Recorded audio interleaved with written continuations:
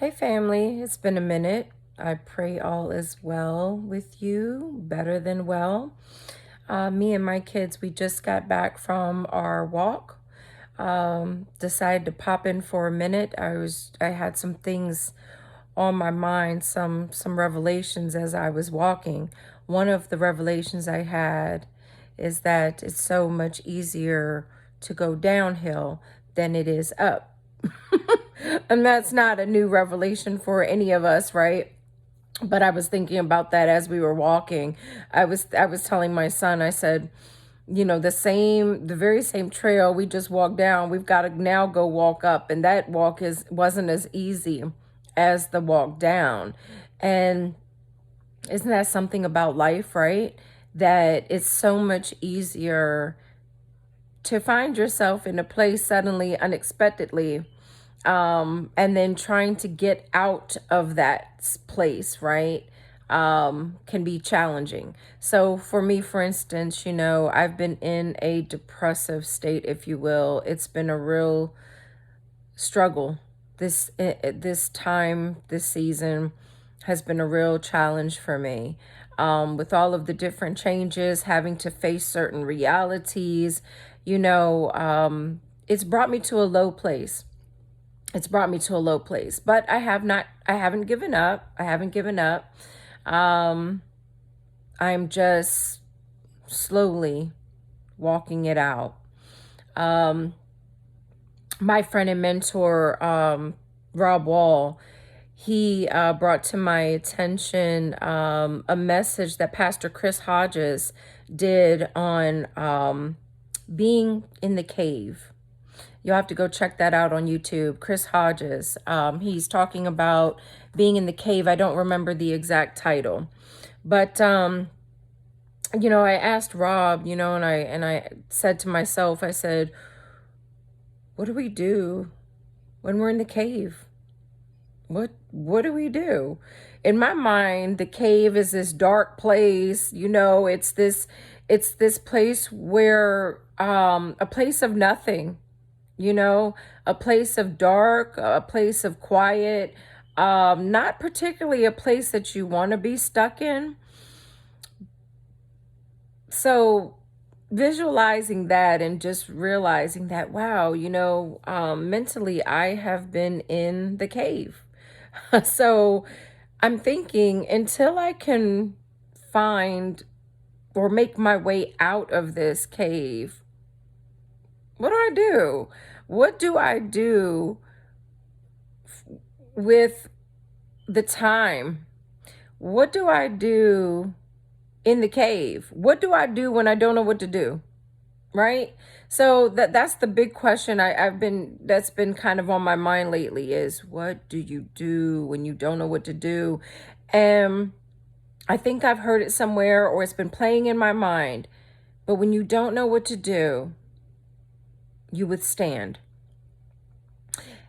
That's what I keep hearing, withstand. I guess, and I started to think, well, okay, withstand, what does that really mean, right? So I went and, looked it up here. Withstand means to remain undamaged or affected by, resist. And then in Ephesians 6:13 says, therefore, take up the whole armor of God that you may be able to withstand in the evil day, and having done all, to stand firm. So I'm withstanding in the cave. Not sure how I'm going to get out. But one thing is for sure. Being still and standing still are two different things. So while I'm in the cave, right, I need to, I can't just, there's no just standing there, right? There has to be some movement. I might not know where I'm going, how I'm going to do it, but one thing I know is that you have to put one foot in front of the other, even when you're in a dark place, even when you're in the cave. And so that's what I've started to do. Um, Rob and I recently, we talked about, celebrating the small things, the small strides. And so that's what I've been doing in this time. I've been trying to be intentional um, about the small things. If it's just the fact that I made my bed today, I make note of that. If it's just the fact that I made lunch, breakfast, lunch, or dinner, or all three, or one of the three for me and the kids, I've done that. Even if I don't make something everyone's going to eat, right? So I make sure that I take that into account as well. That hey, everybody ate today. Praise the Lord, right? Um, Work. I got up and I work teleworking. So, but did I make some stride in work today? Yes. I think it's the small things, just celebrating the fact that I didn't call out. That I was able to manage the day. That I was intentional about showing up, despite how I feel. And then it goes into being intentional, uh, despite how you feel for many things, like for instance, walking.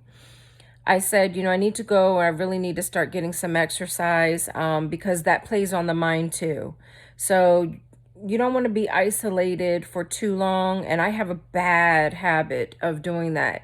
I will isolate myself. I will stay in isolation for long periods.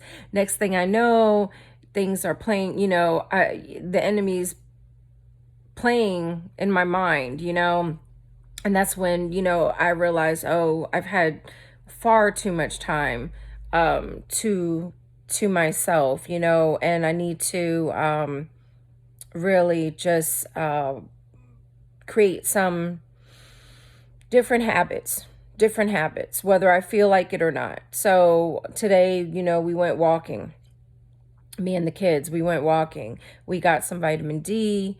We got out of the house for a little bit. We took a break from work, from school, for our sanity's sake. We got out there. So no, I don't think any one of us felt like walking. Um, I know that I did not, but I said to myself, you know what?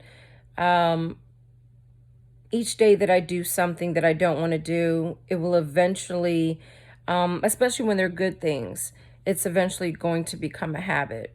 So, for example, I quit smoking. It's been 40 something days now. I can't tell you exactly, but I have it in my journal where I celebrate that. It's like, wow, Lisa, you quit cold turkey and it's been 40 something days since you've quit. And it's not something that I've done all of my life. Um, but the last, I want to say, couple of years have been pretty difficult. And one of my outlets or stress relievers or a bad habit that I picked up was smoking cigarettes. And so that's an accomplishment in itself because, even though it's been 40 something days, I sometimes feel that craving calling me, that temptation is always there. But it is really mind over matter, and it is really about strengthening your mind, and not falling into the trap of temptation.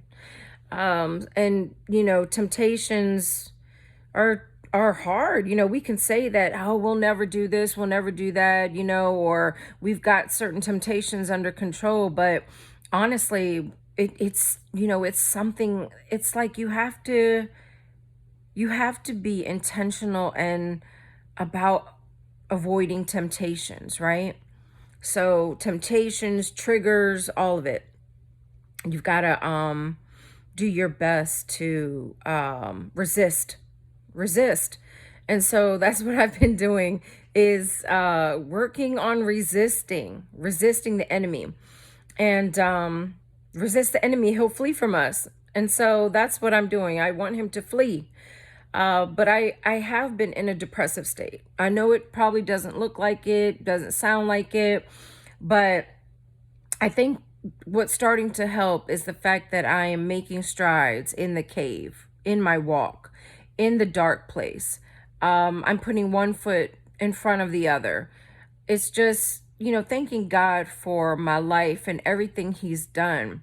Thanking God, for whew, just so many things. One of the things that comes to mind just now is, you know, God's grace and mercy, not just upon my life, but over my son and him saving my son. And so, if this is the first video you've seen out of the ones I've done, there, my oldest son went through something very traumatic, life changing, and it impacted us all.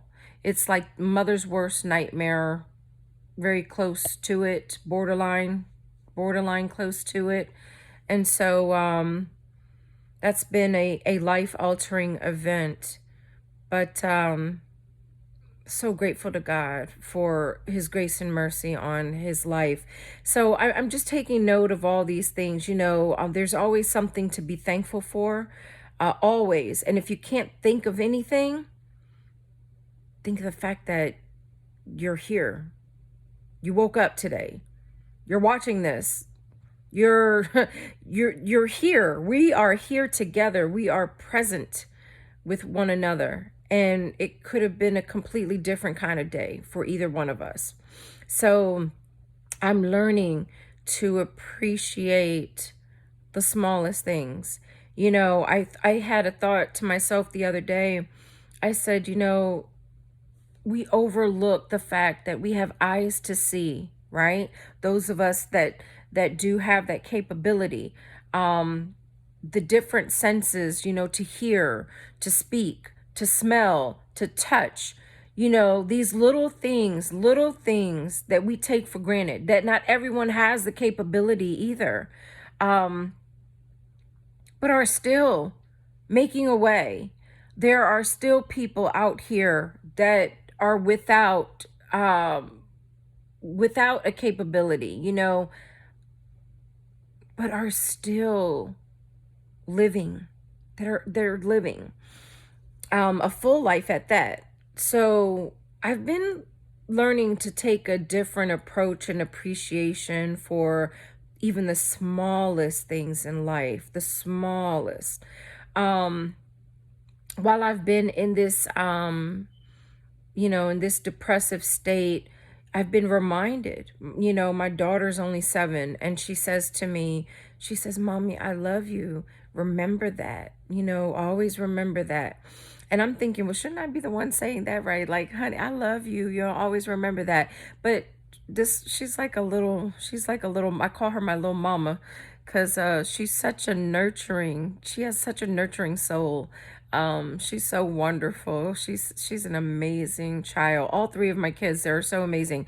That one though, she reminds me of, I guess, a smaller version of me, and she takes such good care of my heart, and I just love her so much for that. So, and then the kids, they see it too. If you have children, they see it too. They're so connected to us. I think we don't realize that sometimes, whereas if I haven't been well, and she could see it on my face, she can feel it. Those vibes are real. And she'll say to me, "Mommy, why aren't you happy today?" Or, "I want you to smile. You're not smiling. So you must be sad. Why are you sad?"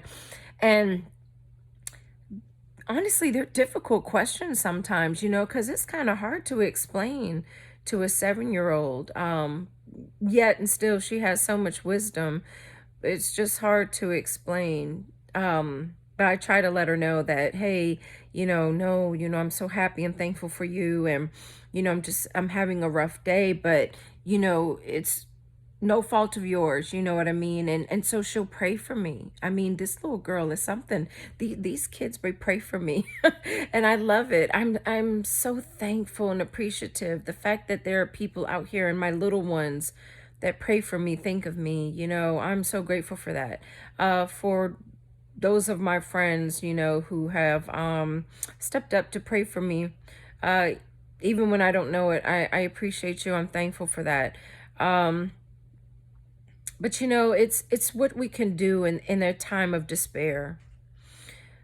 Um, and that's what I'm learning. I'm learning something new every day. I am learning that there is no timetable for grief. I'm learning that, matters of the heart, ooh, are weighty things, and I've been carrying around a lot of weighty things, a lot of weighty things. But one thing I can say for sure, I know it won't be like this forever. Not for me, not for you. If you're having those thoughts, you're questioning, why. If you're beating yourself up about anything, just remember, um, it won't be like this forever. It won't be like this forever. And you know that old saying, when there's a will, there's a way. I believe that. I really do. Looking back at my life, anytime, I really had a strong will about anything, I have found a way. God has been so good to me. There will if God means for it to be in your life, whatever it is, a dream, a person, whatever it is,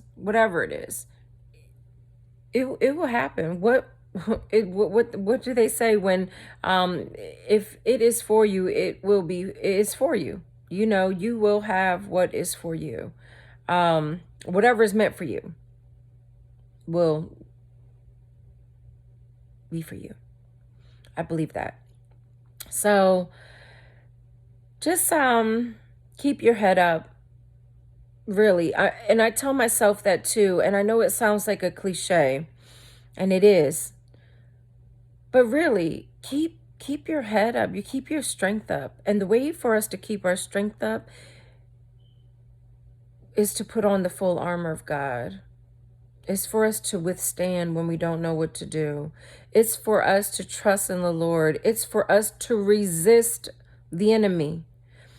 It's for us to resist and to believe, like, we know who wins this. We know who has the victory. And so, it's almost like, and I heard this analogy somewhere, I can't remember if it was, gosh, I don't even want to throw out a name here because I cannot remember who said this. So, but I did not make this up on my own. But it's like watching a game on your DVR player. Like, you already know your team has won, right? But while you're watching it, you're going through that whole rush. As if you hadn't watched it, as if you don't know as if you don't know what the score is going to be. Maybe you haven't watched it, but you probably know the score, right? You probably know the team has won, but yet and still, when a play has gone wrong, I mean, it's almost as if, you don't know what the end result's going to be, right? And so you're just as passionate about a game that has already been won. And so I feel like that's what happens with us in life. A lot of times we know that God has the victory, but as we step into different situations in our lives, different circumstances, different things happen, we start to lose sight of who actually has already won and who has the victory. And so while I'm saying this to you all, it's something I'm saying to myself, is that I need to trust and believe in the Lord and remember who has the victory. So just something to take with you today, whatever you're going through.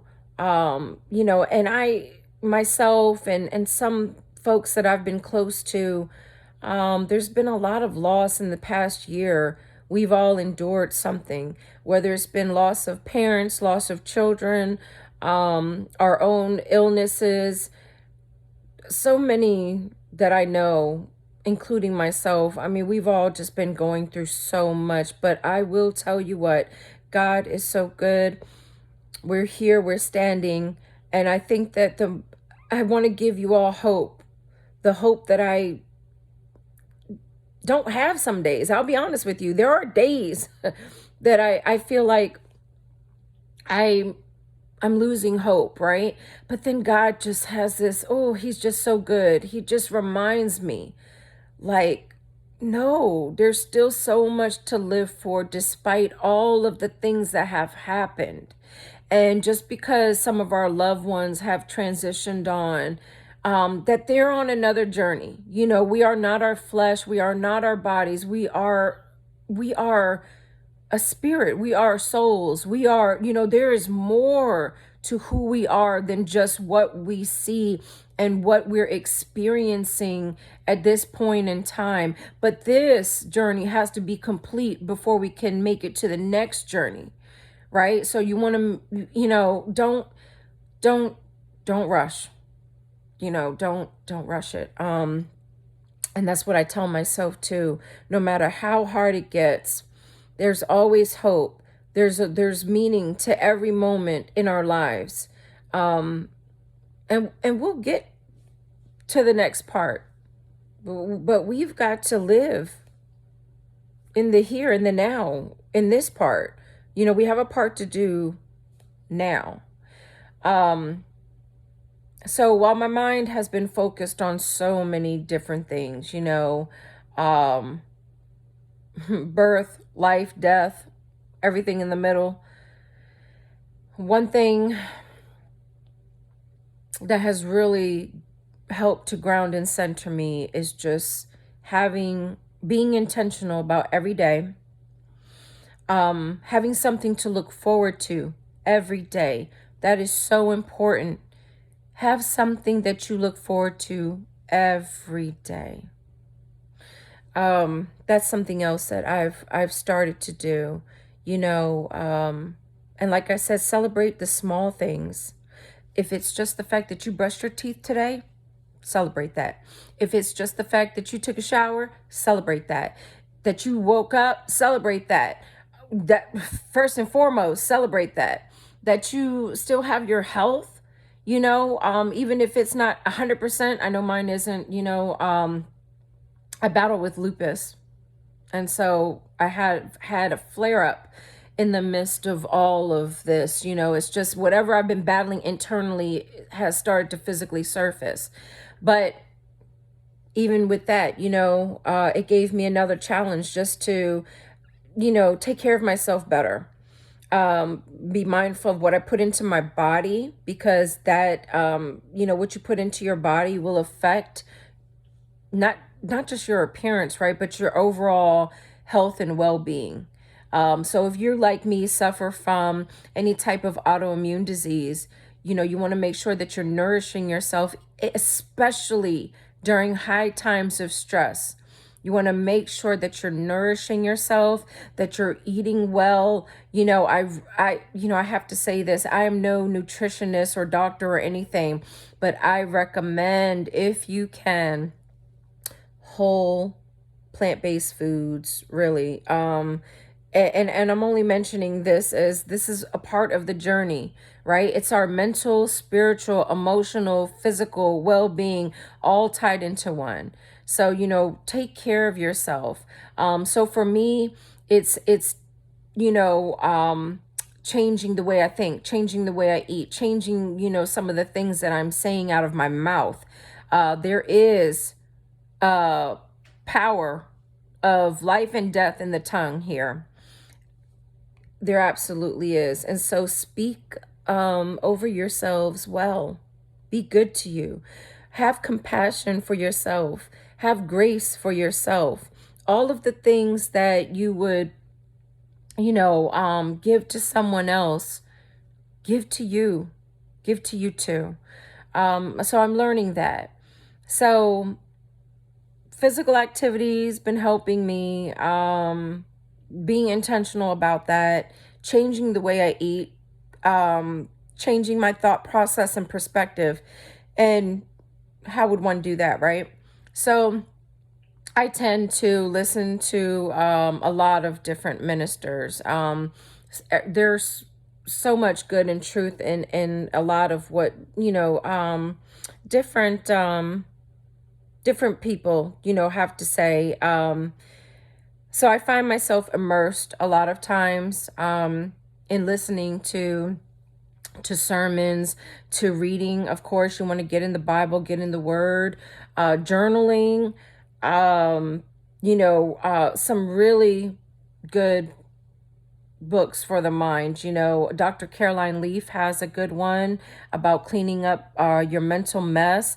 I've got Louis Giglio's new book about don't give the enemy a seat at your table. Ha, right here. I have got it right here. So I'm so excited about getting into this one here. I just bought this one the other day. So all of that is helping to renovate, restructure my mind, my heart, changing perspective, where there's been a lot of loss and grief in my life, losing my mother, seeing my friends who've lost children. I've had a few friends actually, who have lost their children. And my son my oldest son going through his own trauma, and nearly losing him, that around the same exact time that I lost my mom. That was rough. And so I'm writing, I'm doing a lot of different things just to get out of my head. So just mentioning some of this to you all in the event it helps you, and you're trying to find ways of, hey, how do I get out of this depressive state? How do I, you know, how do I do better?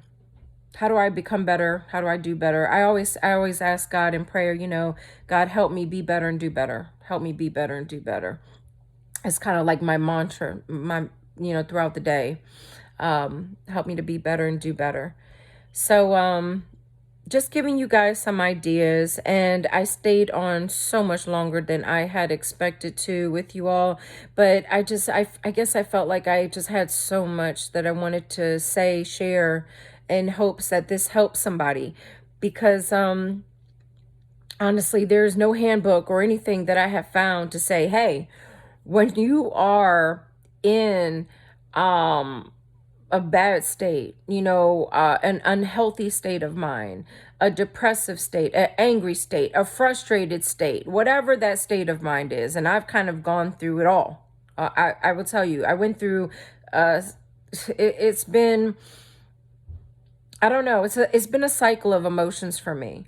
It's been anger, it's been depression, sadness, pain, moments of of happiness, like an emotional roller coaster, if you will. But I haven't found anything that has helped me with, okay, what do I do in this time, while I'm on this ride, while I'm in this dark space, while I'm, as Pastor Chris Hodges says, in the cave. What do I do? What do I do? So I'm just sharing with you all some of the things that I have done, and hope that it helps you, if you're in that place. And I'd love to hear from you. And please share this.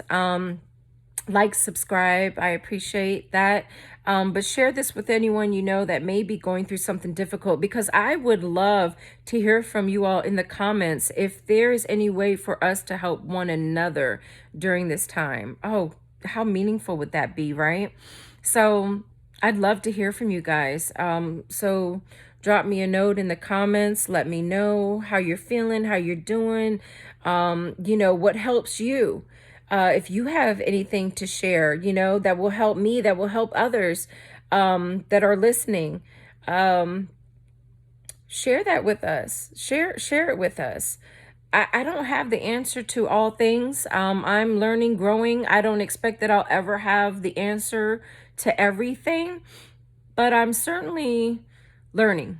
I'm learning in this whole season has been a learning experience for me. And honestly, this is one of my better days, guys. This is one of my better days. There have been days I haven't been able to get out of the bed. There have been days I've contemplated a shower. There have been days where I'm like, walk. Who's walking? Not me. There have been days where it's been tough to eat. There have been days where I have indulged and have, binge watched something and ate a whole, binged on food pretty basically. I've done all of it. So it's just, I've been going through a lot of different motions, but trying my best to keep my mental state of mind, my spirit, my soul healthy. And I think that's the most, soul care. Soul care is so important, and it is separate from self-care. And I'm going to tell you, so I was a part of Pastor Sarah Jakes, her Woman Evolve book. I was a part of that team, right?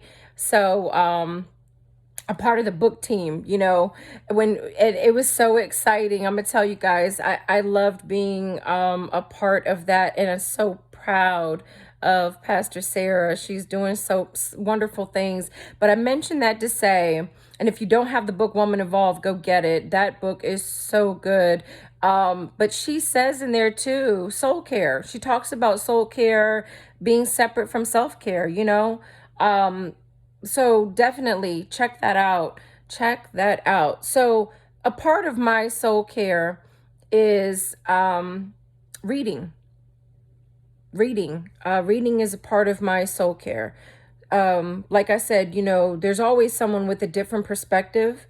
There's always someone who's maybe been through something that we haven't been through, or that have been through the same things, but they just have a different take on the situation. So their perspective can be very beneficial.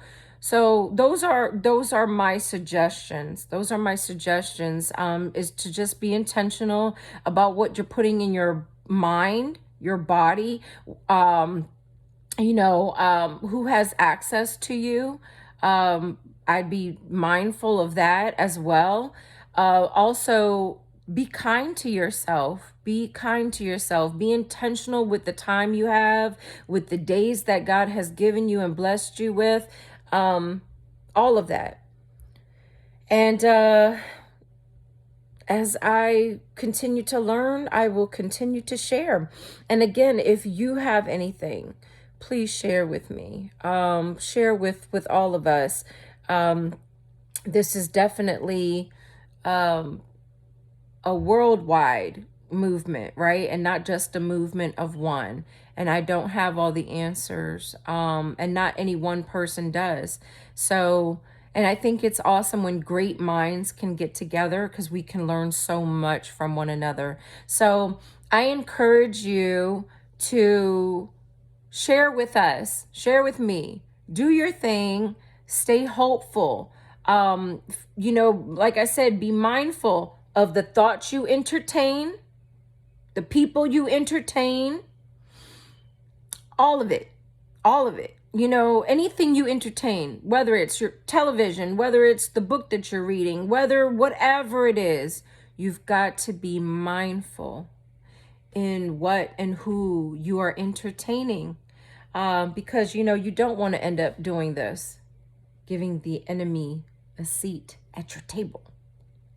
I love you all. God bless you. I look forward to hearing from you. Till next time.